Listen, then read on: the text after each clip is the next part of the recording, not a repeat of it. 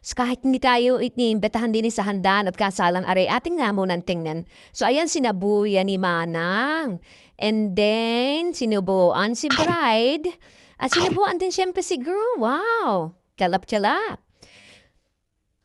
Oo.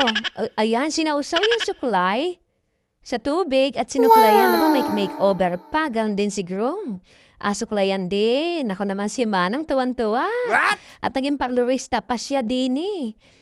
Ay, eto pa. Kailangan palang inumin ng bagong kasal yung pinagsawsawan ng suklay na yun. Ano kaya yung suklay na yun? Bago?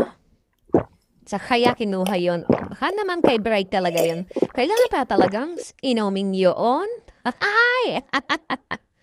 So, ayan, papasok nila sila sa resepsyon. Arawin naman. At may humahabol pa yata. Gusto uminom. Ayun, oh. Nanayawari ni bride yun, eh. So, ito na ang sinasabi ko. Pag hindi kayo handa mag-asawa, wow! Kayo magpakasal kung gano'n nila handa. Iisang putahe. Oh, kita ninyo, isang putahe ang handa nila.